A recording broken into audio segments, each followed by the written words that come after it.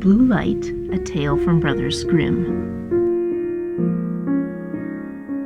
There was once on a time a soldier who for many years had served the king faithfully, but when the war came to an end he could no longer serve because of the many wounds that he had received. The king said to him, "You may return to your home, I need you no longer. You will not receive any more money, for only he receives wages who renders me service for them." Then the soldier, who did not know how to earn a living, went away greatly troubled.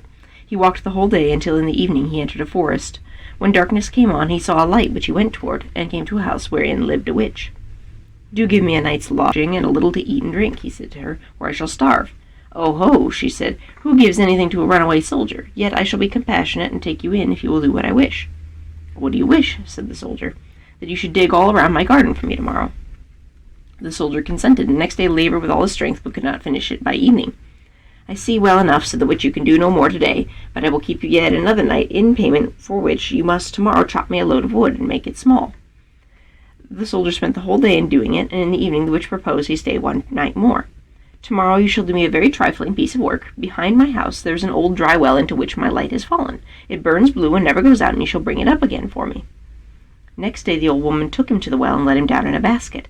He found the blue light and made it her signal to draw him up again. She did draw him up. When he came near the edge, she stretched out her hand and wanted to take the blue light away from him.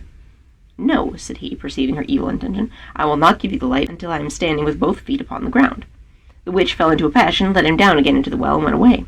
The poor soldier fell without injury on the moist ground, and the blue light went on burning. But of what use was that to him? He saw very well he could not escape death. He sat for a while quite sorrowfully, and then suddenly felt in his pocket and found his pipe, which was still half full of tobacco. "It shall be my last pleasure," thought he. He pulled it out, lit it at the blue light, and began to smoke. When the smoke had circled about the cavern, suddenly a little man stood before him and said, "Master, what are your commands?"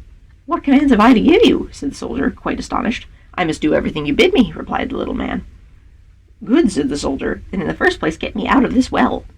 The little man took him by the hand and led him through an underground passage, but the soldier did not forget to take the blue light with him.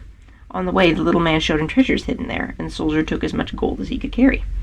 When he was above, he said to the little man, "Now go and bind the old witch and carry her before the judge."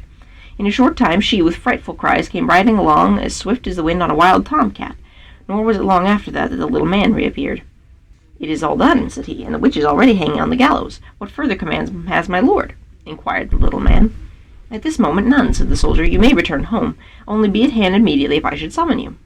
Nothing more is needed than you should light your pipe with the blue light, and I will appear before you at once." And thereupon he vanished from sight.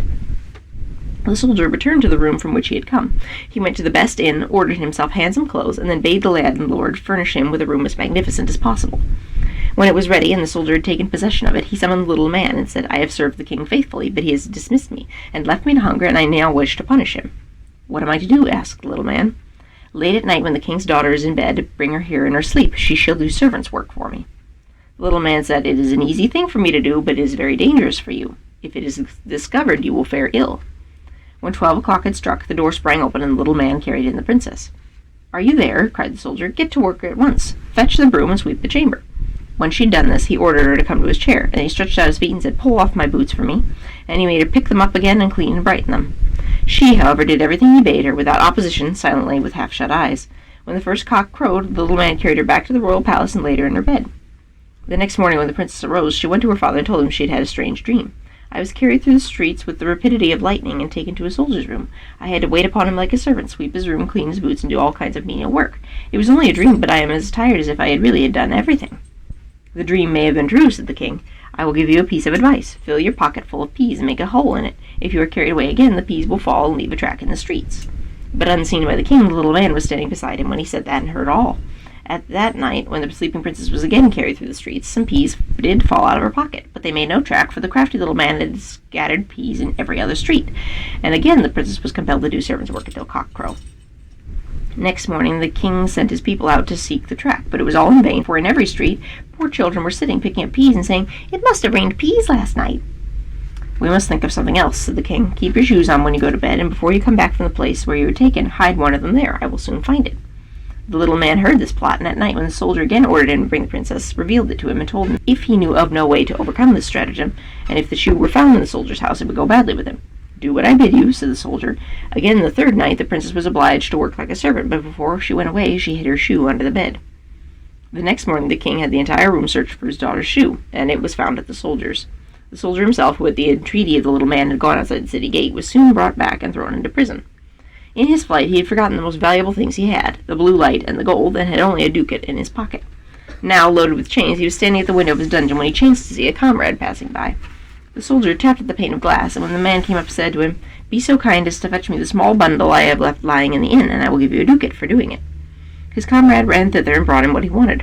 As soon as the soldier was alone again, he lighted his pipe and summoned the little man.